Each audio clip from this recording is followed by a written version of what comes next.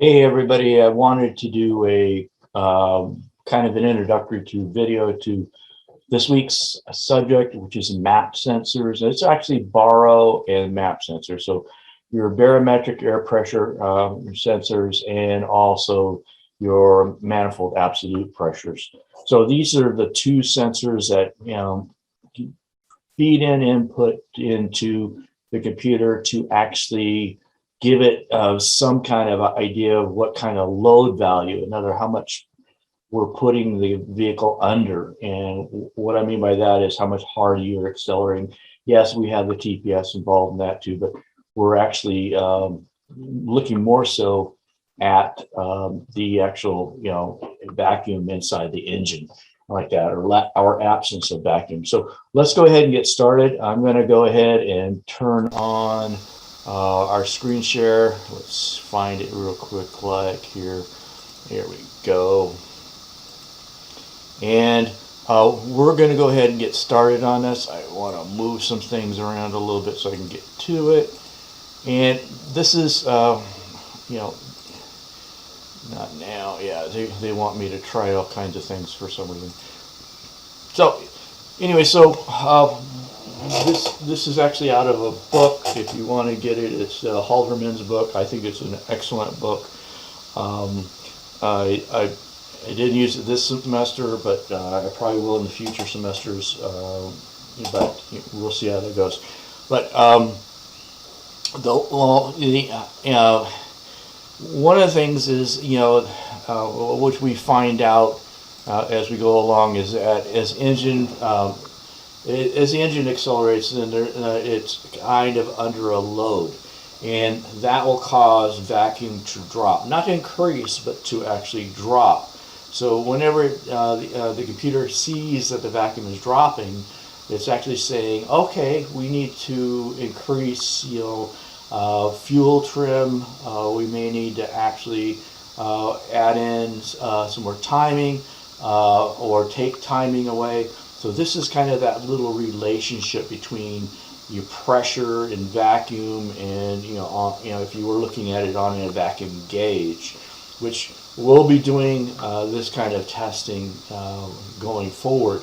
And this is kind of giving me, at idle, usually somewhere around 17 to 21 inches of vacuum. And that is kind of the norm. And that's what the computer looks at. And depending on the make, model, it's actually looking at how much vacuum is going on. And it looks at the throttle position sensor and say, okay, how much is the driver giving me? And that's kind of giving it its kind of baseline.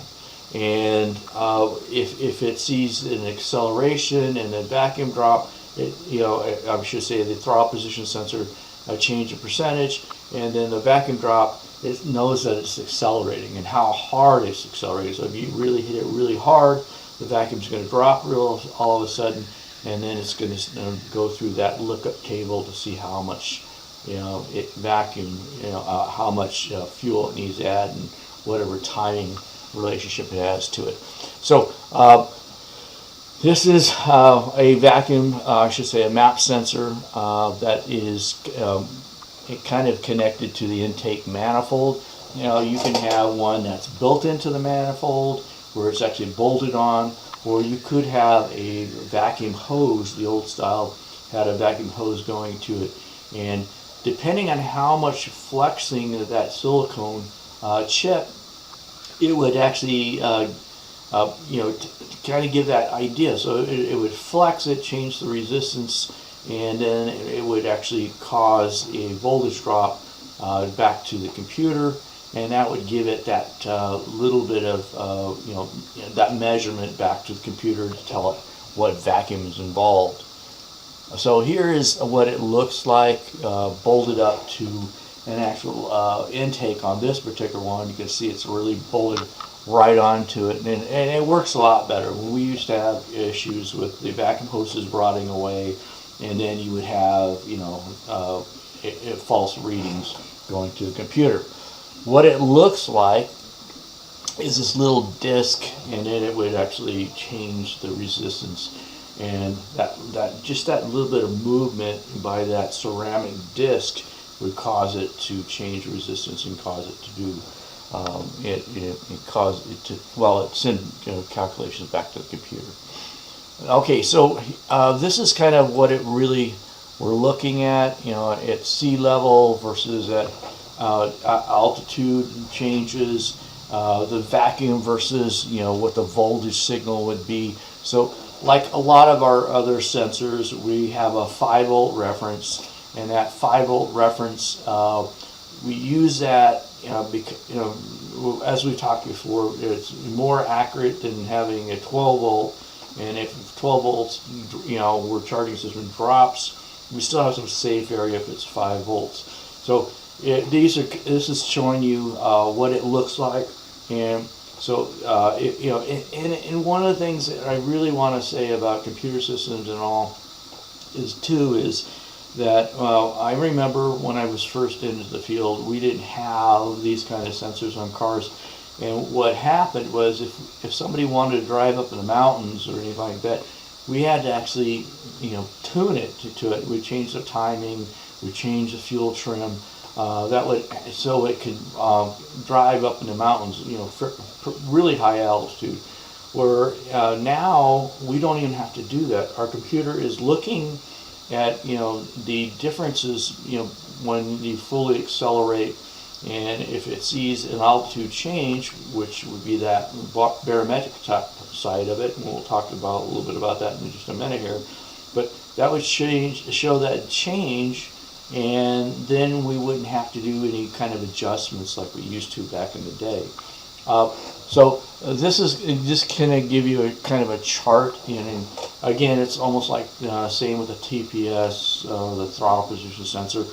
Half a volt, possibly at idle, depending on the type of system you have, and about 4.5 at full throttle, which would be all low, very low vacuum. So here is kind of why it's way it's wired in, and just like similar to, I shouldn't say just like, but similar to a throttle position sensor. We have a little resistor, but we're using that little silicone flex going on when it pulls vacuum onto it, and that changes that resistance.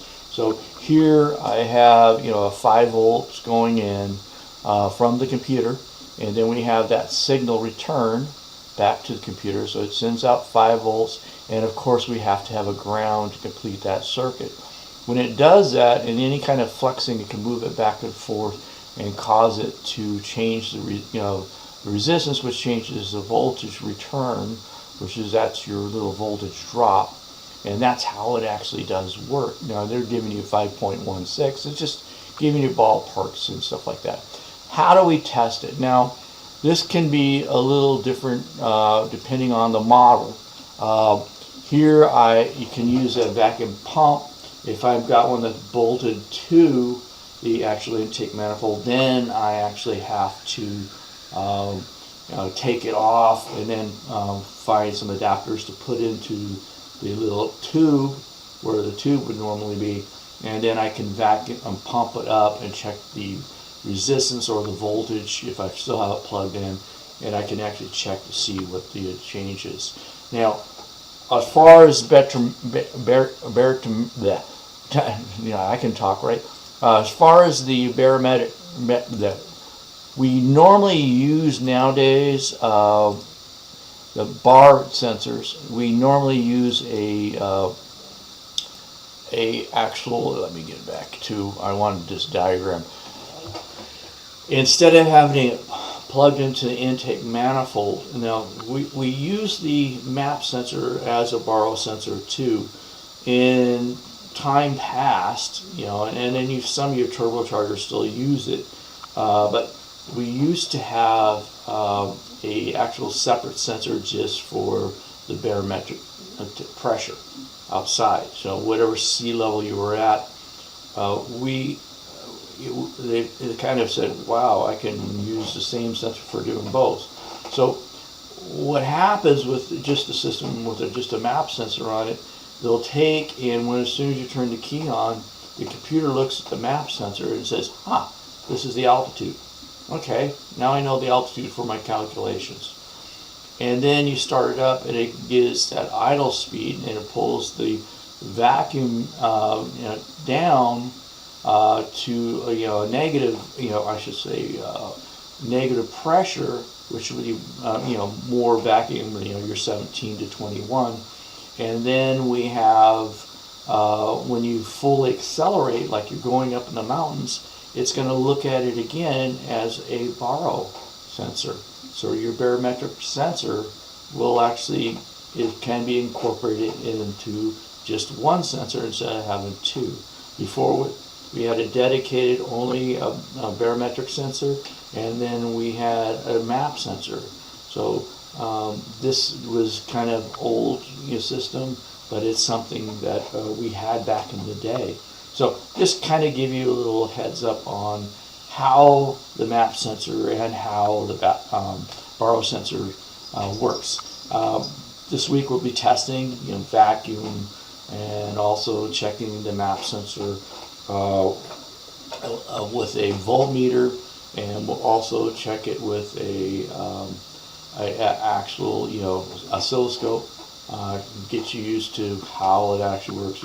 Turn at idle and versus full throttle, or at least at cruise. So give you kind of an idea how it works. And as we go along, next week we'll be starting getting the mass airflow sensors.